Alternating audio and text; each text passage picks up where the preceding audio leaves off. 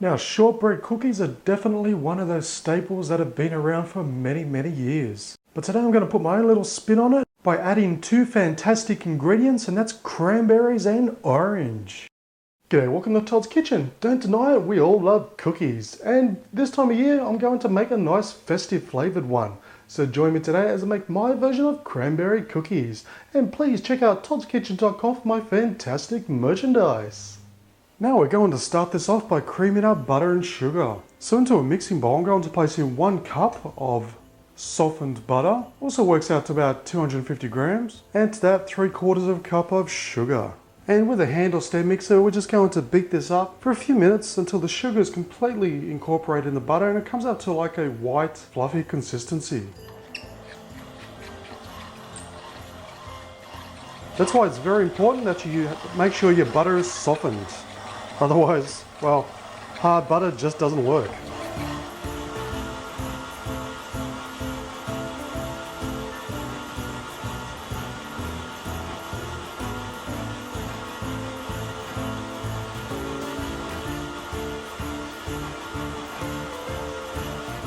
Okay, so as you can see, it's now taken on a light, fluffy texture. Next, I'm going to add in a teaspoon of almond extract, followed by the zest of 1 orange. Then from that same orange, I'm going to add 2 tablespoons of freshly squeezed orange juice. And it's up to you how many you want to use. You can use anywhere from half a cup to a full cup of dried cranberries. Now we're simply just going to mix this through until everything is well combined.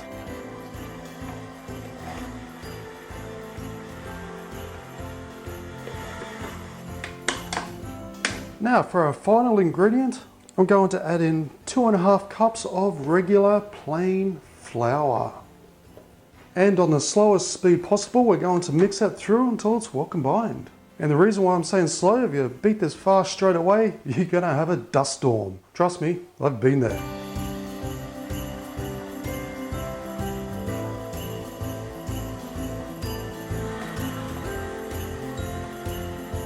Okay, so as you can see, it's completely mixed through, so it's done. Okay, so I've lined our workbench with some cling film wrap. So grabbing our dough mixture, we're basically just going to shape it into a long log. Try and get it as round as possible. But it also gives you a chance to work on the size of your cookies. And we're trying to get it as round as possible, but it doesn't have to be perfect because that will be fixed up a bit when we roll it. So I'd say that's about as thick as we want the cookies, as large. They won't grow any bigger, so you actually want to get it to the right size first go. So all we have to do now is just, with our cling film wrap, we're just going to cover it up like so. And we're just going to roll our log like so, and we just roll it a little bit more just so it's completely round. And we're just going to do up the edges, and now we're just going to place this into the fridge for at least a couple of hours. It'll give a chance for all that butter and all the other mixtures to set, and it'll give it a much firmer texture, because if we cut it up right away and put it into the oven, it's going to deform and it won't maintain its shape properly. And the good thing about this is, you don't have to bake these straight away. For example, you want to make these fresh for a party in a few days. This will last at least 3 days in the fridge as is. So this is a great prep to make for a future party or a future get together for friends. But if you don't want to wait, you can cook it within, say, about 2 to 3 hours. Just give it a chance for all these ingredients to set so we have a nice firm log. Okay, so I've taken it out of the fridge. And as you can see, it is hardened up nicely. So we're just going to take it out of the wrap. Seems to have split in the middle when I did that, but that's okay.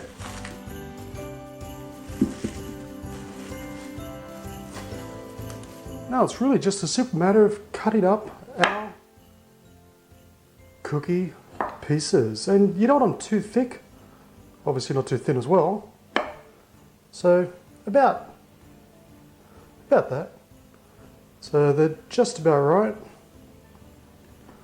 And because it's been in the fridge, they're nice and firm, so it doesn't fold in on you. Now for our final step, I've just got some sugar and I've got a baking tray lined with non-stick baking paper. So grabbing each one of our cookies, we're just going to dip it in the sugar on both sides and on the outside and just place it onto our baking paper.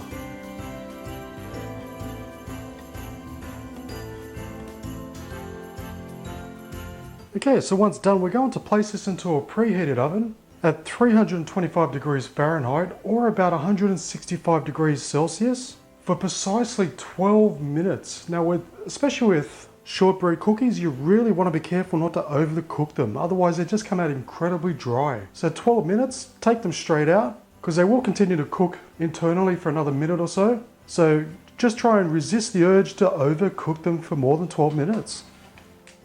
Now would you look at those delicious cranberry orange shortbread cookies. They are so incredibly simple to make. Now I know you'd be very tempted to just take one straight out of the oven and eat it straight away, but honestly you need to let them rest for a good 10 to 15 minutes. Because as soon as you take them out of the oven, they're very, very brittle. So don't even put them on a cooling rack for the first 10 minutes. Let them cool down on the baking paper for 10 minutes and then you can place them onto a cooling rack for say another 5-10 minutes. And that way you'll get that nice, firm, but not brittle consistency.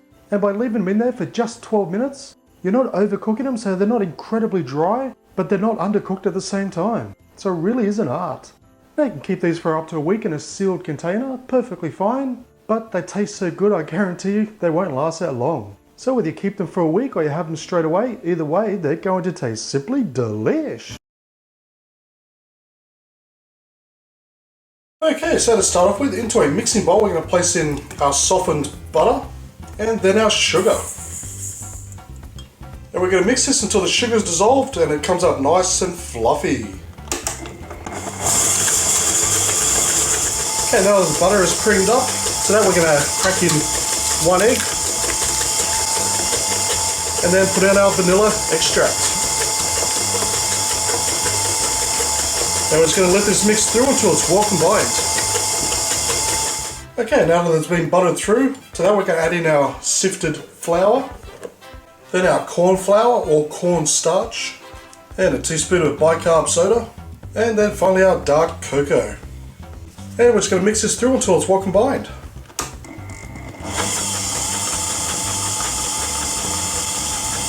Okay, so once it's completely mixed, we're going to grab our dough mixture. Just going to cover it in some glad wrap, just so it's nice and airtight. And we're going to place this in the fridge for about a good hour, and that'll just help it prevent it from breaking up when we start rolling it out. Okay, so I've just taken it out of the fridge. Now I've got it on a board with some non-stick baking paper. So on top of that, just going to put in another sheet of baking paper. And what we're going to do now is just slowly roll it out to the desired thickness that you're after. Okay, once it's been rolled out to the desired thickness, now I'm going to use a Christmas tree. Being Christmas, I'm going to use a Christmas tree cutter. So we're just going to cut out our shapes. Okay, so I've made up 2 trays of cookies. So what we're going to do now is place these in the fridge for about half an hour, just to allow them to harden up again. Okay, so once again taking these out of the fridge, now we're going to place this into a preheated oven at 180 degrees Celsius for 10 minutes. Okay, so I've taken them out of the oven and they've come out perfect. Now as you can see, they've slightly puffed up. Now the best way to check it is in the oven when you think they're ready. If they're just starting to dry on the outside and slightly harden up, take them out straight away. Otherwise you'll overdo them. So we'll just let this cool down for half an hour, then we'll get started on the final step. Okay, so now that they're cooled down, now being Christmas I want to try and make it as easy as I can, so I'm going to use some pre-made vanilla frosting. So just grabbing some of our frosting, I'm going to grab one of these cookies, turn upside down, and we're just going to layer that on.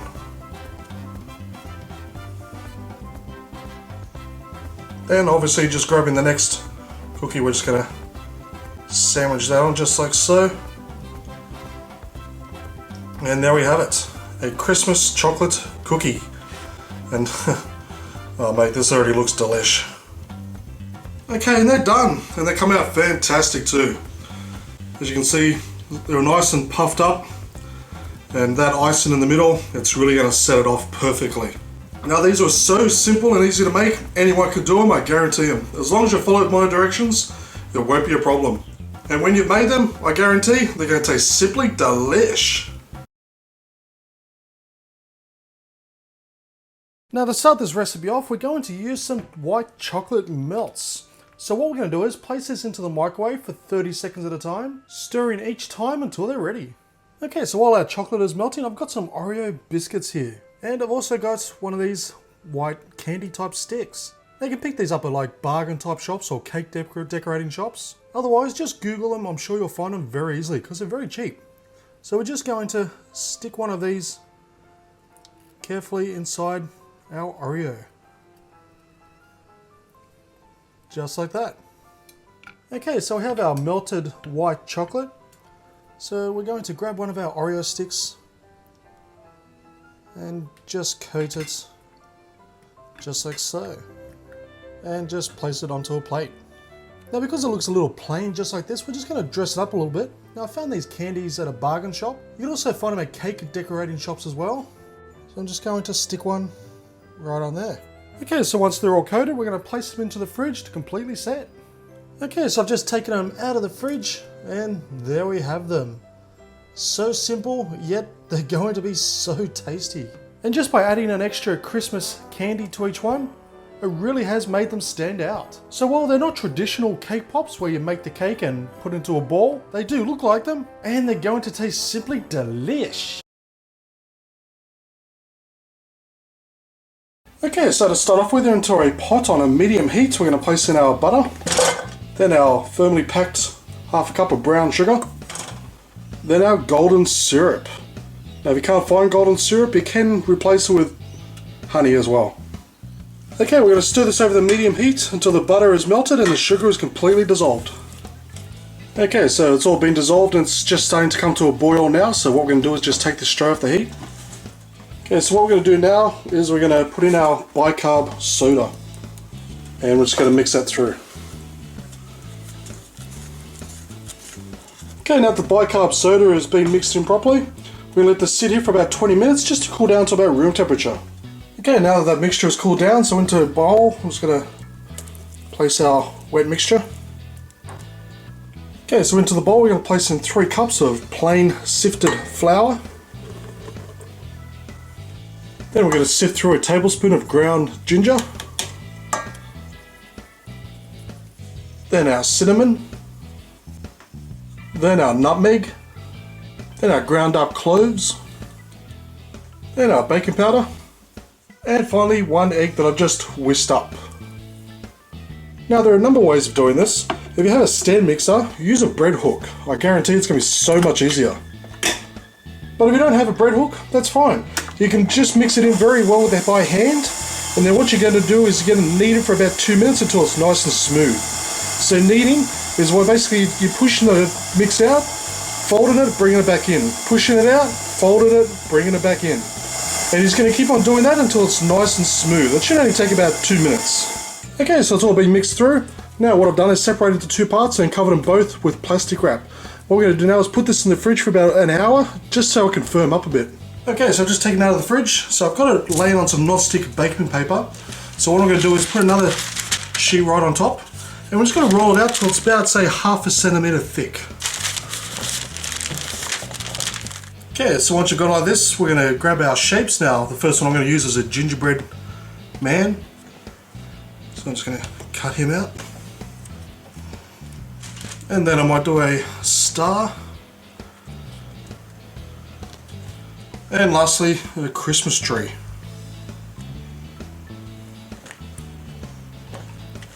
Okay, so we're just going to separate all our cookie shapes, just as so.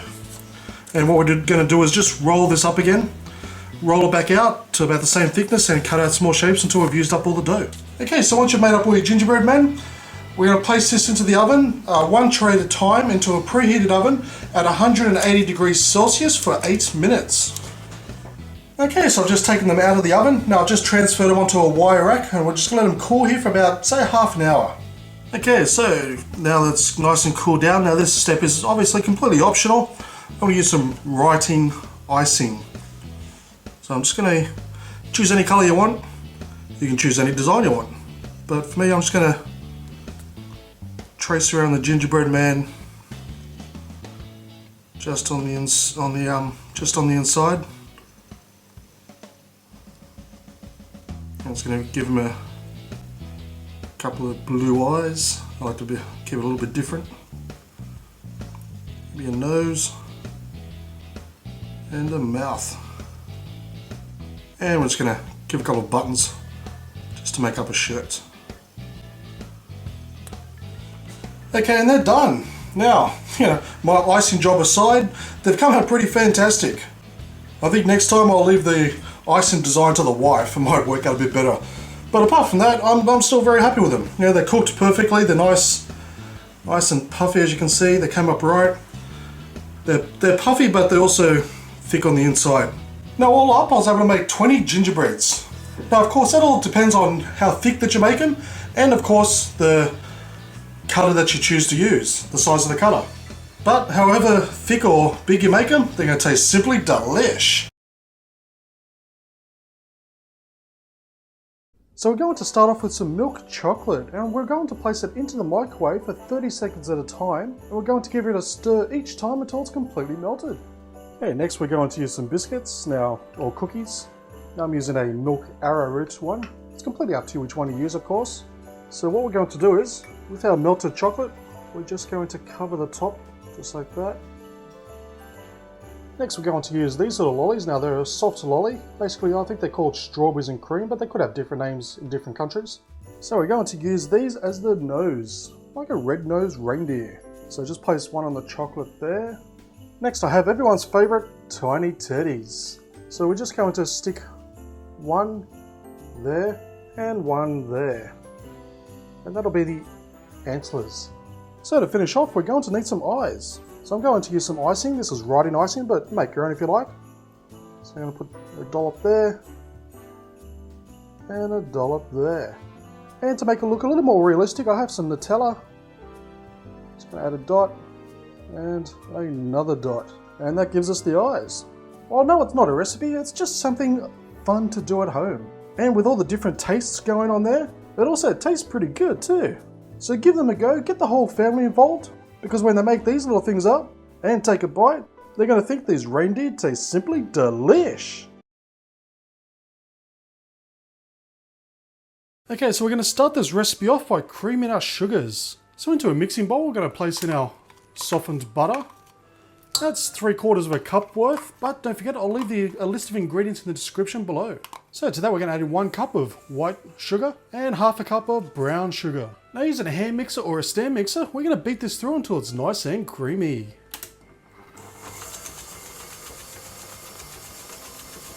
Okay, so now that that's nice and creamy, to that we're going to add in 2 eggs, a teaspoon of vanilla extract, 3/4 cup of eggnog. Now if you can't find eggnog, I'll leave a link in the description to my Christmas playlist where you'll find my recipe. Okay, so we're just going to quickly mix this through until it's well combined.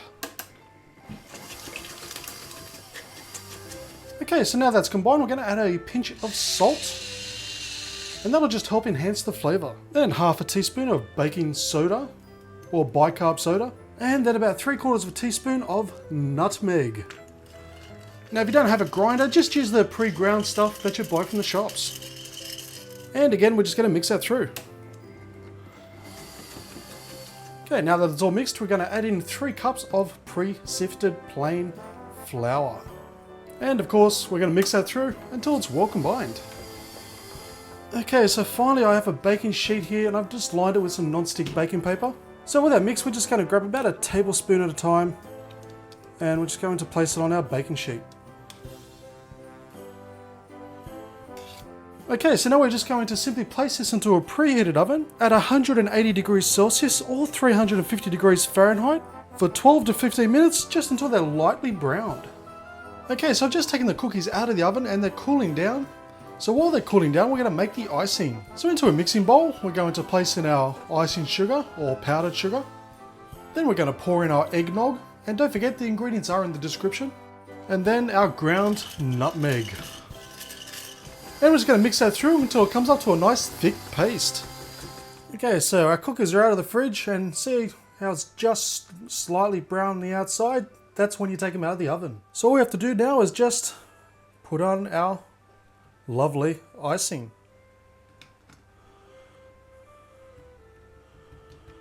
Okay, so once you put the icing on the cookies, we're going to place this in the fridge just to give that icing a chance to set. And there we have it, our Eggnog Cookies. So it's an incredibly simple cookie recipe to make, but it's sure going to be one tasty one too. Yum, yum, yum. It's a nice, soft cookie.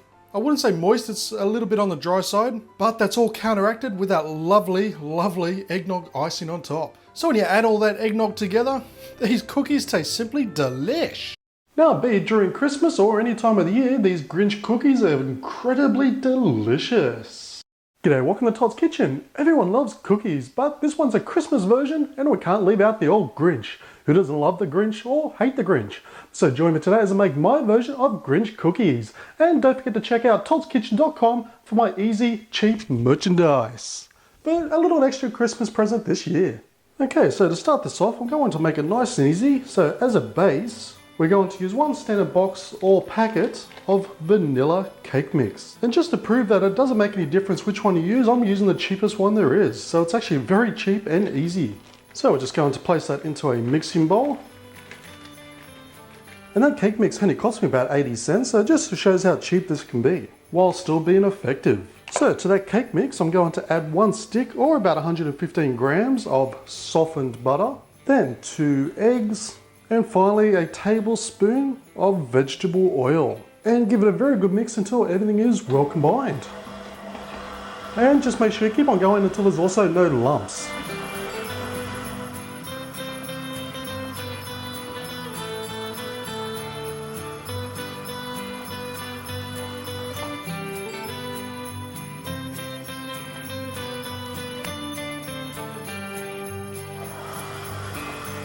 Okay, once it's all nice and smooth and free of lumps, next I'm going to add in a few drops of green food colouring.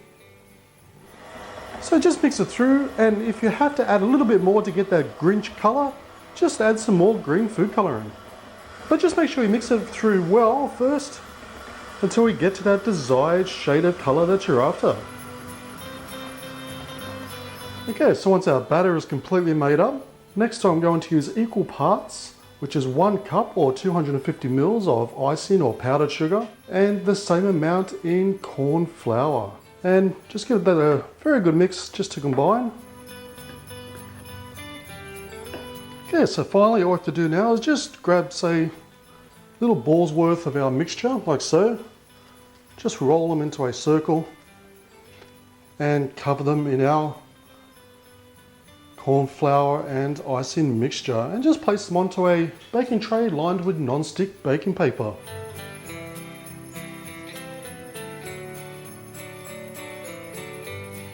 And just make sure there's a bit of a distance between each one because they will flatten out and expand. Otherwise you're just going to have one big giant cookie. Now if you want to do that, fair enough, but that's not the intention of this recipe. Okay, so once done, we're going to place this into a preheated oven at 190 degrees Celsius or about 375 degrees Fahrenheit for 10 minutes.